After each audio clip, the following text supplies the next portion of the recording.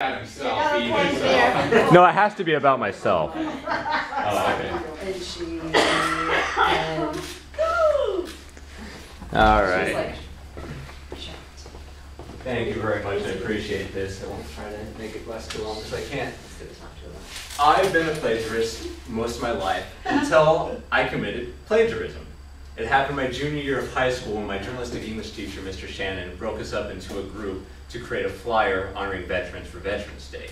He told us we had to make a flyer that had a poem, a beat article, a picture, and an advertisement. If we had any white space, we had to fill in the rest ourselves. So we broke up to these groups, and the guys I had decided they wanted to look up pictures of people getting their heads blown off, people lying dead on the ground, that type of stuff. So I got to write a poem.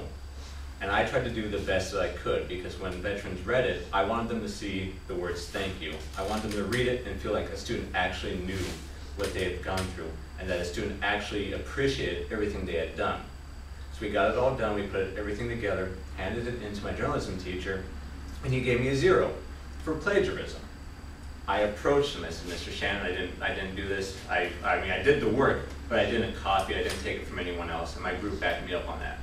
Eventually, he gave me a grade of 100 plus a few points extra credit. But what had happened is when he gave me, or when he told me that I committed plagiarism, he told me that I was doing something unique. Because when I wrote this poem, everyone else had looked up stuff about Iwo Jima, they had read stuff about how we're supposed to honor our veterans, and how we're supposed to appreciate everything they had done. Basically, they had repeated the same rhetoric that everyone else has repeated throughout time, because that's what we're told to do. We live in a society where history tells us that on Thanksgiving, we're supposed to be thankful. On Christmas, it's more about giving than receiving.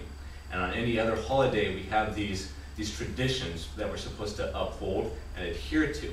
And that's not necessarily a bad thing, because we should know that. But it's a bad thing when we take these thoughts from other people and we make them our own without actually feeling them. And that's plagiarism, taking someone else's thoughts and someone else's words and making them your own.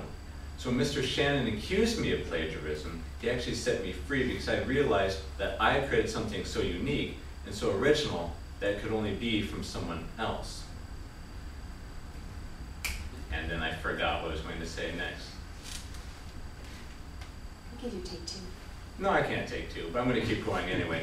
I created something that was so uniquely my own, something that I had taken pride in, that helped me realize where I wanted to go as a writer. When I committed plagiarism, I was actually the first person in the class who had not committed plagiarism on the assignment.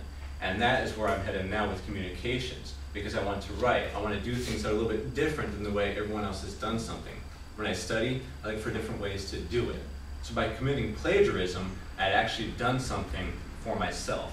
And I think that in life, we're all plagiarists until we actually commit plagiarism. Thank you very much.